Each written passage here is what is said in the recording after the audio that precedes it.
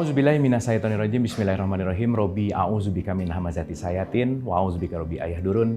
Robbi shrahli sodri wa yassirli amri wahlul 'uqdatam min lisani yafqahu qauli. Assalamualaikum warahmatullahi wabarakatuh. Salam sejahtera untuk kita semua. Rahayu, namaste, om swastiastu, namo buddhaya. Salam kebajikan dan sehat untuk kita semua.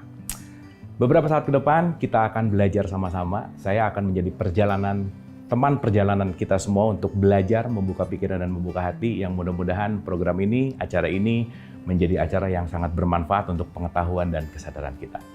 Oleh karena itu, sebelum kita mulai, mari kita menghadirkan diri kita utuh di sini saat ini. Kita akan mengheningkan pikiran sejenak, tidak menyibukkan pikiran supaya apapun pembelajarannya akan menjadi kesadaran yang lebih baik. Oleh karena itu, mari kita rileks sebentar, hening sejenak, kita menghening, dimulai.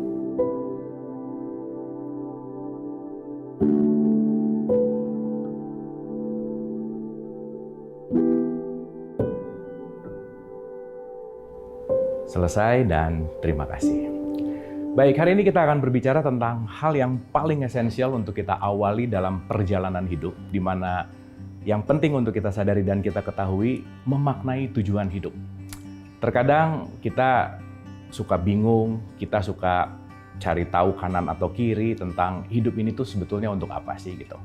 Ada 3 pertanyaan penting yang sangat-sangat penting untuk kita sadari, dan ini akan jadi pertanyaan seumur hidup. Untuk kita terus gali, untuk kita terus ketahui, untuk kita terus cari.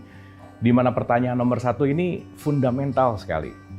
Konteksnya adalah, pernahkah kita merenungkan dan berpikir kita tuh datang dari mana sih?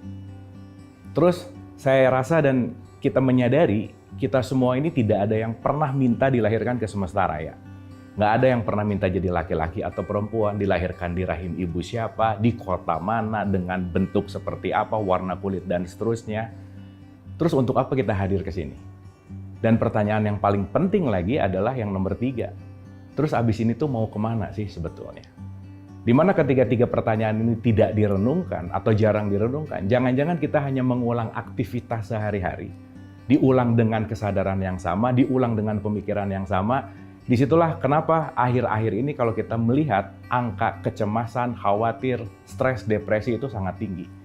Karena jangan-jangan memang tidak menyadari tujuan kita untuk hadir ke sini ini untuk apa. Jadi hari ini saya bukan mau berceramah, saya bukan mau bertausiah, saya bukan mau mengajari atau menggurui, tapi kita akan jadi sama-sama belajar.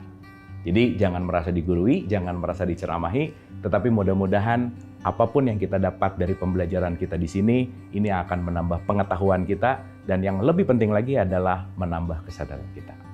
Mari kita mulai dengan memaknai tujuan hidup. Mungkin bagi umat muslim khususnya, sering sekali mendengar kata-kata, dan ini saya rasa sangat sering sekali di pandemik akhir-akhir ini gitu. Di akhir-akhir ini kan kalau buka WhatsApp gitu ya, kadang-kadang suka deg-degan. Kenapa? Karena banyak banget message yang diawali dengan kata-kata innalillahi wa inna ilaihi roji'un.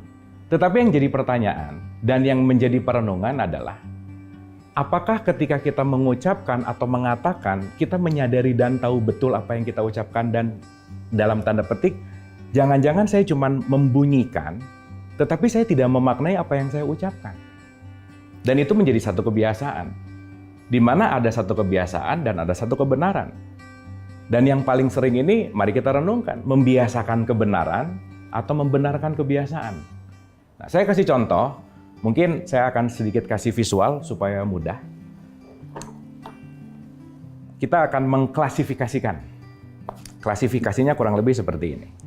Konteks manusia, saya mudahkan kita akan jadi 4 bagian besar. Ya, untuk memahami sesuatu. Saya kasih level A, level B, level C, dan level D. Itu supaya mudah gitu. Jadi nanti mudah-mudahan kita sadar, oh ternyata saya masih di level mana dan saya harus ke level mana. Itu penting sekali. Karena begitu saya menyadari saya ada di level mana, saya tahu saya harus menuju level mana gitu. Oke. Supaya nggak terlalu serius banget, supaya nggak terlalu teoritikal banget, jadi pakai kata-kata yang gampang untuk diingat aja gitu ya kira-kira. Oke, level A itu saya sebut dengan yang namanya adalah level asbun. Jadi di sini cuman membunyikan. Jadi terkadang ada orang membunyikan, tapi dia nggak ngerti apa yang dia bunyikan. Jadi cuman bunyi, udah aja. Ya sama kayak tadi, boleh jadi mengatakan innalillahi wa inna ilaihi rajiun, dia cuman bunyi, tapi nggak tahu apa yang dibunyiin, nggak ngerti apa yang dibunyiin, gitu kira-kira. Maka naik satu level setelah bunyi, itu adalah tahu. Tahu berarti ada knowledge-nya. Tapi kalaupun cuman tahu, oh berarti kalau meninggal baca ini, kalau lahir baca ini, kalau lagi gimana baca apa, dan seterusnya. Itu hanya menjadi pengetahuan. Dan apa yang kita tahu itu belum akan membuat kita bisa menjalani kehidupan lebih baik. Karena kenapa? Pengetahuan yang kita ketahui belum tentu masuk ke level yang namanya paham. Maka orang tahu belum tentu paham.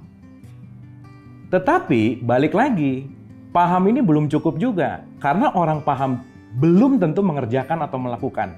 Belum tentu menjadi bagian dari dirinya. Saya kasih contoh sederhana. Kalau mungkin pernah mendengar ada kata-kata buta huruf. Di mana orang yang buta huruf dia tidak bisa membaca. Tetapi mohon maaf nih, meskipun dia bisa membaca, dia belum tentu juga memaknai. Misal, kalau ada lampu merah, jelas-jelas lampunya lagi merah. Tahu dong, artinya adalah harus diam. Tapi ada nggak orang yang jelas-jelas lampunya merah tetap jalan juga? Ada dong. Nah, berarti boleh jadi dia tidak buta warna, tapi buta makna. Karena dia tidak memaknai warna merah itu dia harus diam. Maka tahu dan paham itu belum cukup dalam menjalani kehidupan ini. Karena kenapa?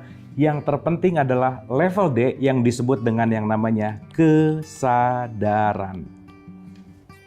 Maka begitu sudah mulai masuk ke dalam kesadaran, di situ kita akan masuk ke dalam konteks bagaimana kita bisa merubah kehidupan. Maka pengetahuan yang tidak difahami, kefahaman pengetahuan yang tidak disadari, itu tidak akan menjadi perilaku. Karena perilaku itu datang dari kesadaran, datang dari latihan yang kita ulang-ulang. Karena kenapa? We are what we repeat. Kita ini apa yang kita ulang-ulang. Pembelajaran ini akan saya lanjutkan, tetap bersama saya.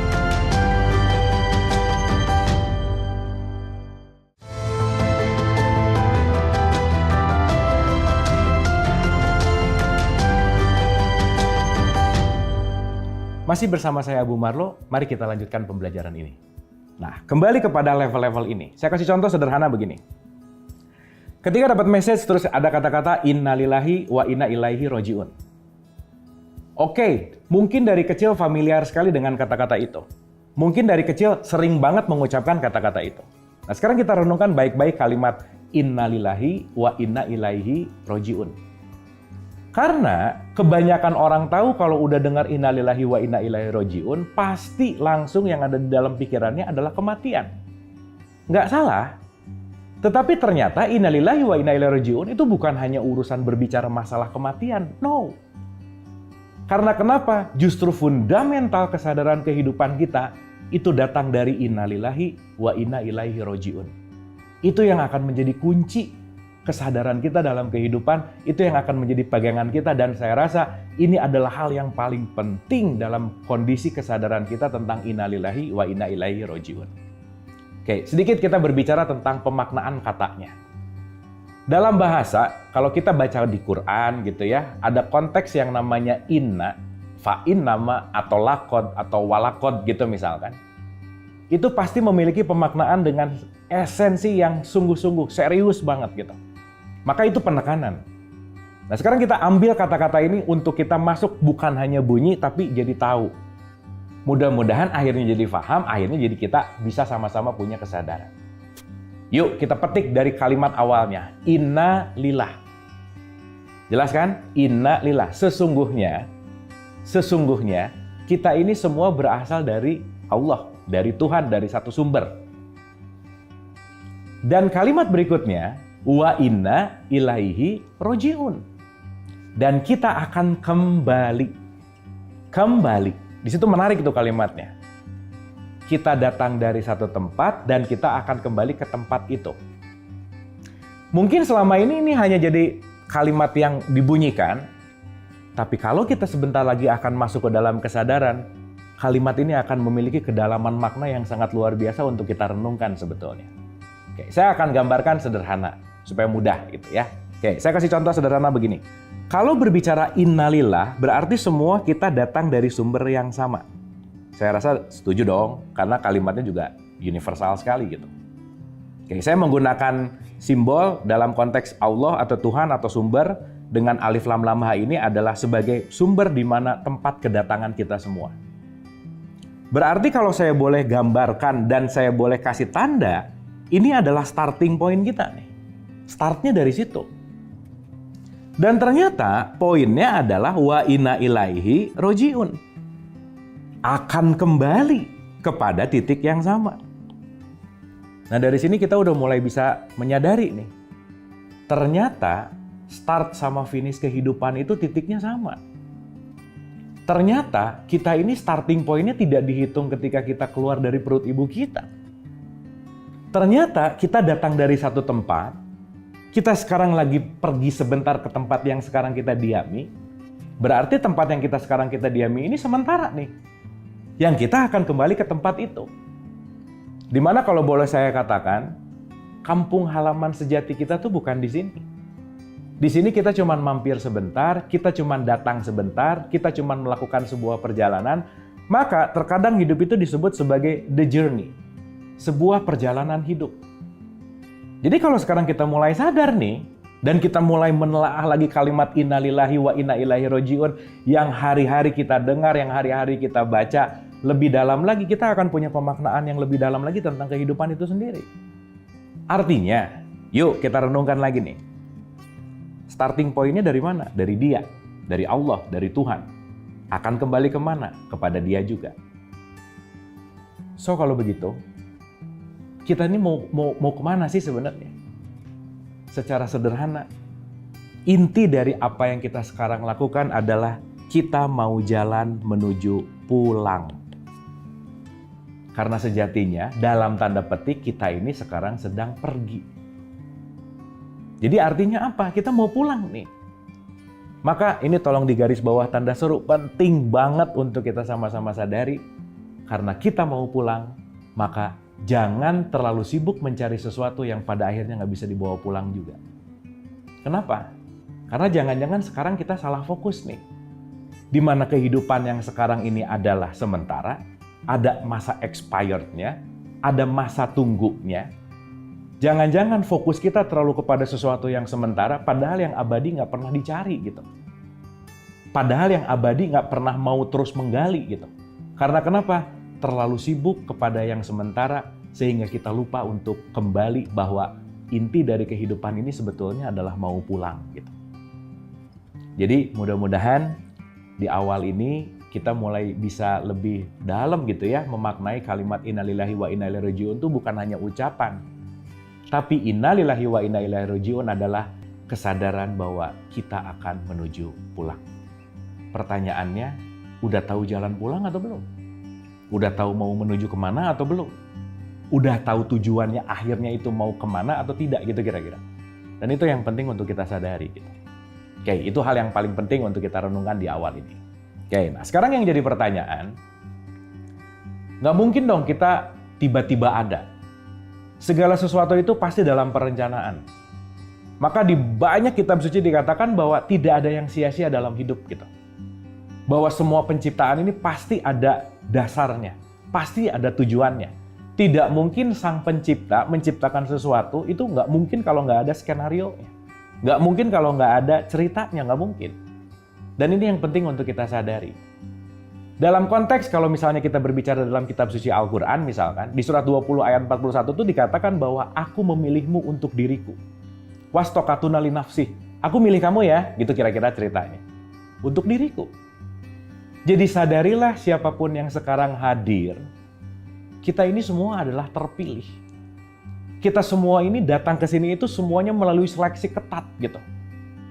Karena kalau kita nggak ngerti ini, kalau kita nggak ngerti keterpilihan kita, kalau nggak ngerti kedatangan kita ke sini, ini bisa jadi akan membuat kita ini akan sangat sulit bersyukur dalam kehidupan. Padahal, hidup itu sendiri adalah anugerah besar yang diberikan oleh Sang Maha kepada kita. Kita dihidupkan ini dengan sangat luar biasa sebetulnya. Pembelajaran ini akan tetap saya lanjutkan, tetap bersama saya.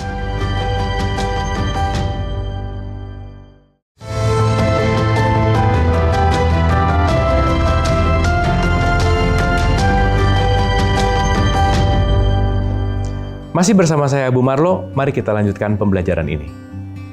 Semua yang terlahir ke semesta raya itu pasti pertemuan antara sperma ayah bertemu dengan ovum ibu.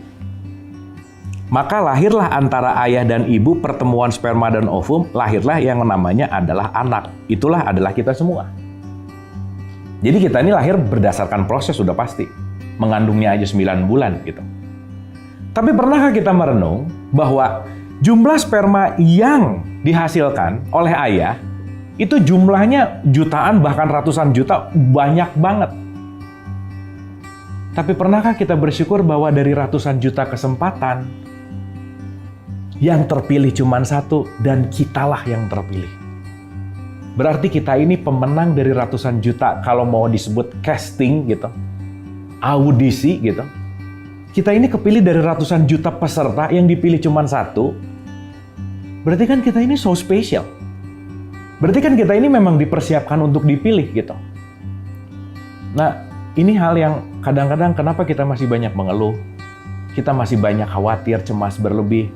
Karena jangan-jangan kita tidak benar-benar mengenali diri gitu. Kita benar-benar jangan-jangan nggak sadar, nggak ngerti bahwa kita ini semua adalah terpilih.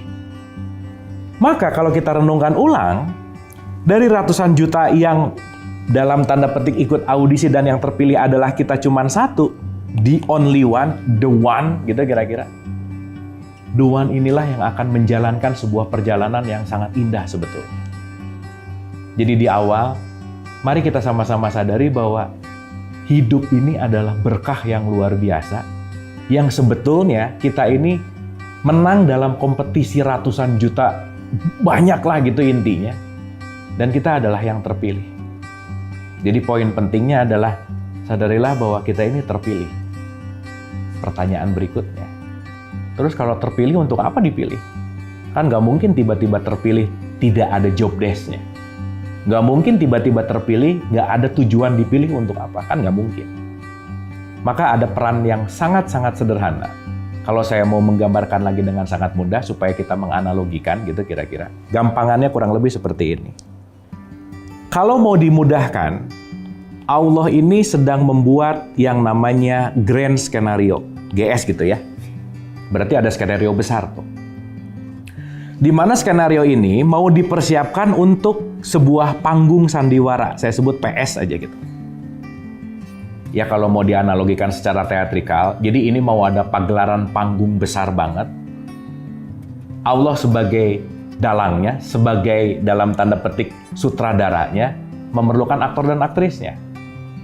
Di mana untuk mengisi perannya, itu perlu casting. Dan kita semua ini lulus casting.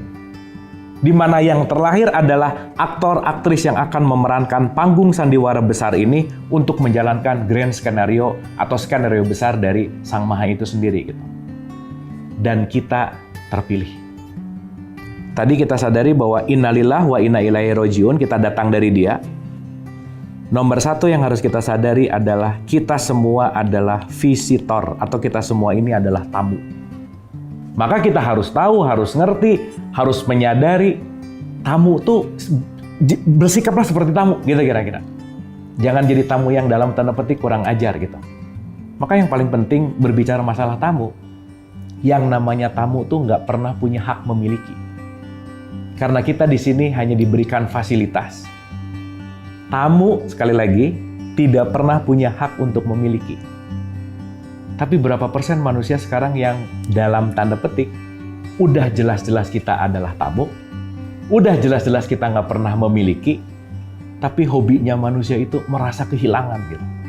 Poin yang paling penting adalah sadarilah bahwa kita semua adalah tamu semesta yang sedang menjalankan peran di mana kita tidak pernah memiliki apapun. Maka sekali lagi, ketenangan hidup juga akan dialami ketika mulai melepaskan rasa memiliki. Karena sekali lagi, kita nggak pernah punya apa-apa. Yang kedua, kita tamu ini adalah dikasih perjalanan untuk melakukan pembelajaran. Saya biasa mengatakan bahwa kita adalah visitor adalah learner, pembelajar, di mana hidup adalah belajar. Maka, setiap jam adalah jam pelajaran, Setiap tempat adalah tempat belajar, dan siapapun yang hadir ke kita itu pasti mau memberikan pelajaran untuk kita. Gitu. Maka kalau mau dikatakan dalam sistem pendidikan, long life education, hidup ini semuanya pembelajaran. Maka ingat waktu kita sekolah kan, di setiap sekolah tuh pasti ada ujian untuk naik kelas gitu. Maka hidup ini adalah rentetan dari ujian menuju ujian untuk naik kelas kepada kelas kehidupan yang lebih baik. Tapi bedanya cuma sederhana. Waktu di sekolah formal, kita belajar dulu, baru ujian. Tapi di School of Life ini, di sekolah kehidupan ini, banyak hal yang kita diuji dulu, baru kita mengambil pelajaran dari ujian-ujian. Maka kalau kita punya mindset, kita punya kesadaran bahwa hidup ini adalah naik kelas menuju kepada kesadaran yang lebih baik, kita akan menyadari bahwa setiap detik dalam kehidupan kita sebetulnya dalam tanda petik adalah ujian kesadaran kita. Dan yang paling penting, nomor 3, pendatang yang sedang belajar, tujuan akhirnya, kalau saya boleh mengutip dari ayat Al-Quran, wama arsalnaka illa rahmatan lil alamin. Itu garis bawahi terakhirnya adalah lil alamin. Dan aku tidak menciptakan, mengutus semuanya, memilih semuanya, memerankan semuanya, hanya untuk menjadi rahmat bagi semesta alam. Poin yang paling penting yang akan kita dinilai dalam kehidupan ini adalah, saya selalu mengatakan ini adalah impact-nya. Impact dari kehidupan. Value hidup ini bukan dari seberapa tinggi jabatannya, seberapa kayanya, seberapa banyak mobilnya, seberapa terkenalnya. Itu bumbu kehidupan lah. Tapi hidup itu sendiri justru penilaian akhirnya itu cuma satu. Seberapa manfaat yang kita berikan kepada sesama. Karena poin pentingnya, kita melakukan 3 keharmonisasian. Pertama adalah harmony with God kepada Tuhan. Yang kedua, harmony with nature, kepada semesta. Dan yang ketiga adalah harmony with people tentu saja. Keselarasan dengan sesama manusia. Nah, oleh karena itu, mudah-mudahan pemaparan awal ini mulai menyadarkan kita tentang pemaknaan hidup gitu. Mulai menyadari bahwa kita lagi menjalankan peran yang sangat panjang. Kita lagi mau memerankan sesuatu yang sangat-sangat luar biasa, indah tentu saja. Karena kita semua ini adalah terpilih. Karena kita semua ini diberikan castingnya masing-masing. Diberikan kurikulumnya juga masing-masing. Maka, mari kita mulai fokus kepada kurikulum kita. Karena begitu kita terlalu sibuk memikirkan yang di luar, terlalu sibuk telunjuknya keluar, kita akan benar-benar sulit untuk mengenal siapa diri kita. Nah, mudah-mudahan begitu kita mulai menyadari bahwa kita ini tamu semesta, kita ini adalah pembelajar, dan kita ini outputnya atau hasilnya adalah memberikan impact, kita akan selalu bisa bermanfaat kepada siapapun. Selamat menjalankan perjalanan ini, semoga semakin menambah kesadaran dan semoga bermanfaat. Terima kasih. Wabillahi taufiq wal hidayah. Assalamualaikum warahmatullahi wabarakatuh.